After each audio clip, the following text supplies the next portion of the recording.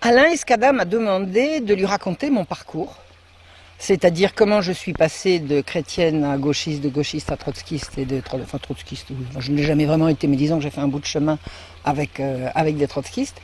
Et pour arriver à ce retour à la fois de mes origines et de mes racines.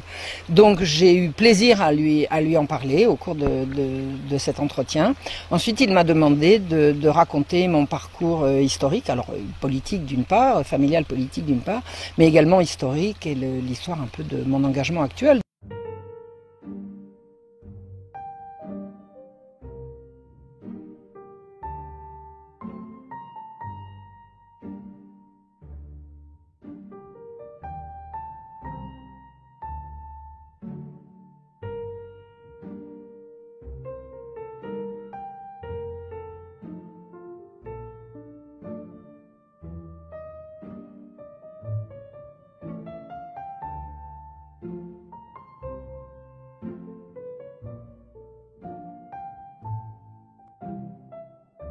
C'est pas moi qui me suis mise en dissidence, c'est le système qui m'a balancé dedans. Je veux dire, moi je demandais qu'à être quelqu'un de sérieux, qui donne des informations sourcées, qui dit pas de conneries, qui fait pas d'histoire. Je fais pas d'embrouille aux gens, moi je suis gentil comme le bon pain, je cherche jamais la bagarre, vraiment. Et le système m'a mise dehors. J'ai connu un moment de désespoir, mais vraiment c'était au-delà du désespoir, c'est-à-dire c'était le découragement, c'est-à-dire c'est foutu, c'est cuit. C'est foutu. J'ai mis l'ordinateur sur l'écran de télé, puis je zappais. Puis je vois un gars avec une grande queue de cheval. J'ai dit, qu'est-ce que c'est ce mec? C'était Oscar Freisinger. J'ai dit, pourquoi on se demande? Qu'est-ce qu'il nous raconte? Puis alors il s'était peigné avec Cohn-Bendit. Alors moi je me buvais du petit lait. Moi j'aimais bien voir Cohn-Bendit habillé pour l'hiver par un grand Suisse, même avec une queue de cheval. J'ai vraiment des mecs avec des queues de cheval, mais lui je le trouvais très bien. Et puis je commence à zapper sur Freisinger, et à un moment donné je le vois, enfin un grand chauve. Je me dis, qu'est-ce que c'est que ce gars-là? Alain Soral.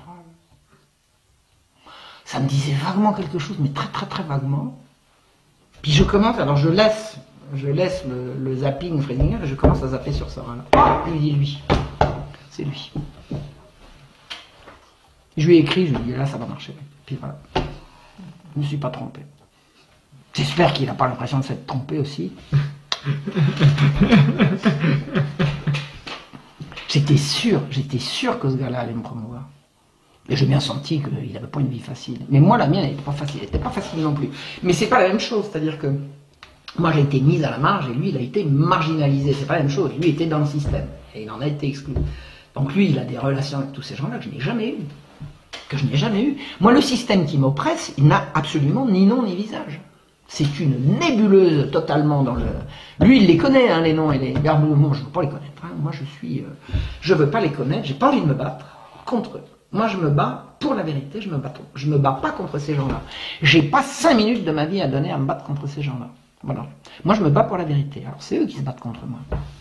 Bah, on verra qui c'est qui gagne. Hein. Moi, je pense que c'est la vérité qui va gagner. Justement, la suite. Donc, tu rencontres Alain Soral. Et qu'est-ce que ça change pour toi? Bah tout. J'ai un public. C'est-à-dire que ce que le système m'a fait, mais depuis 30 ans, parce que j'ai commencé à vouloir écrire sur la Palestine, ça fait quand même drôlement longtemps.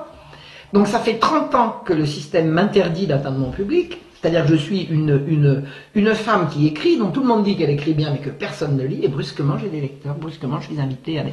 Je reçois des signes de reconnaissance et d'amour à longueur de temps. Je suis sorti d'une solitude sociale infernale pour rentrer dans un... Je marche dans la rue, je m'assieds au restaurant, on vient me féliciter. Depuis que je suis entré en dissidence, je reçois des flots d'amour. Voilà. Qu'est-ce que ça a changé? Bah, pas mal de choses quand même, pas mal de choses. Mon retour à la foi précède. Mon retour à la foi précède. C'est pas parce que je suis entré en dissidence et que j'ai rencontré Alain Soral que je suis redevenu catholique. C'était précédent. D'ailleurs, je lui ai dit dans la lettre que je lui ai envoyée.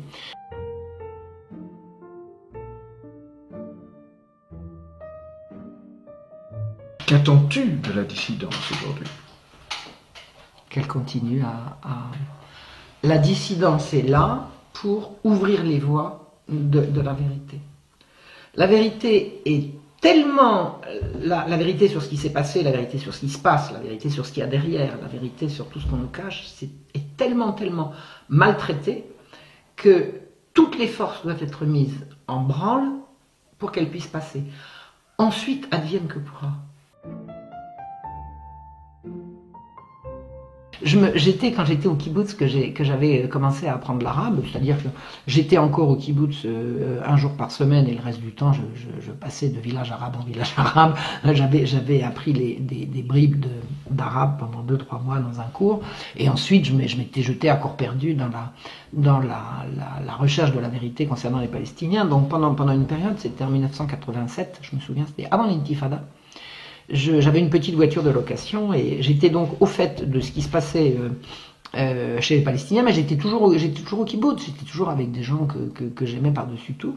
Et un soir, j'avais une petite voiture de location, je revenais de Tel Aviv avec ma meilleure amie, et au moment où on bifurque pour prendre la route qui va au kibbutz, on quitte la route nationale pour prendre la route de traverse pour aller au kibbutz, je vois 2 Arabes dans les phares, hein, c'était la nuit, 2 Arabes désespérés avec un couffin plein de provisions qui se mettent au milieu de la route, qui mettent dans les phares et qui demandent de façon désespérée que je les prenne pour les emmener chez eux. Et accélère, c'est des Arabes. Je dis, je suis pas comme ça, et je m'arrête. Et comme j'avais appris un peu l'arabe, je m'adresse à eux. Et c'était quoi? C'était des Palestiniens des territoires occupés qui venaient travailler en Israël, parce que c'est comme ça. Ils quittaient chez eux le matin pour aller travailler en Israël. Ils étaient obligés le soir de rentrer dans les territoires occupés. On disait encore territoire occupé à l'époque, depuis c'est la Cisjordanie, depuis c'est la Judée-Samarie, c'est quand même des territoires occupés. Et ils n'avaient pas le droit d'être là. Si la police les arrêtait, c'est l'horreur. La prison, les amendes qui vont endetter la famille, enfin c'était vraiment le truc atroce. Et moi je peux pas laisser les gens comme ça sur le bord de la route. Et j'avais pris un bidas, à l'arrière et il n'y avait pas la place de prendre 2 gars avec leur couffin. Alors je leur fais un geste d'impuissance, puis je roule, et puis voilà la copine qui m'engueule, mais t'es pas dingue, non mais là c'est des Arabes, et puis le soldat derrière, avec son flingue sur les genoux, il a dit, c'est des Arabes, ils s'arrêtent pas pour nous, on s'arrête pas pour eux. Je dis, mais qu'est-ce qu'il venait de dire là? Je lui ai mis une soufflante, j'ai piqué une colère, je lui ai dit, tu oses comparer ta situation à la sienne, comment eux s'arrêtent pas pour toi, comment ils vont s'arrêter? Mais je veux dire, j'étais complètement au fait de la situation des Palestiniens, mais je ne pouvais pas supporter un truc comme ça. Et alors j'ai piqué une colère à ma copine, elle m'a dit, mais tu vas nous faire verser là. Je gueulais en hébreu, hein, je suis pas en hébreu là. Je pouvais piquer une colère homérique comme ça dans une langue qui n'était pas la mienne. Alors j'ai viré le soldat en bas de chez lui, il terminera à pied, il va te faire voir et tout. Enfin, j'étais dans un état de colère insensé. Et j'ai ma copine pendant les 5 derniers kilomètres qui m'a fait la morale. Elle m'a dit, tu te calmes, tu arrêtes avec tes conneries.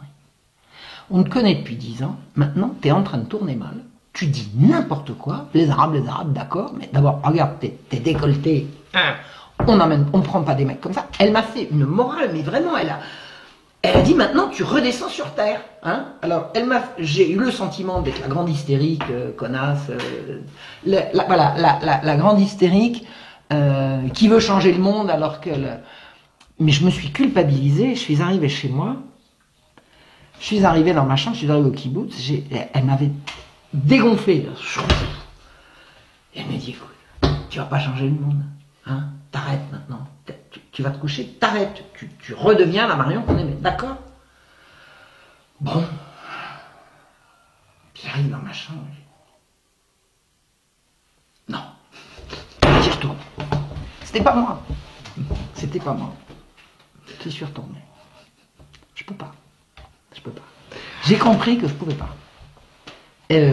M'insulter, me traiter de... c'est comme de me traiter de bigote, par exemple. Ah, t'es catho, t'es bigote. Eh ben, t'es pro-palestinienne, t'es devenu... Non. Je suis ni ça, je suis moi. Et moi, je laisse pas des gens en détresse sur le bord de la route. Et vous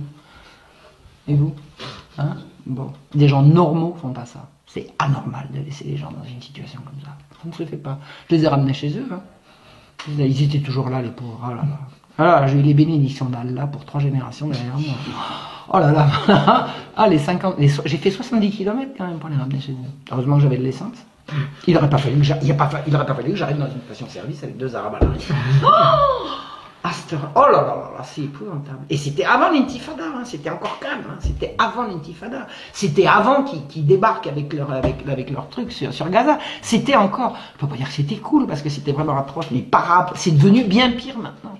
C'est devenu bien pire maintenant.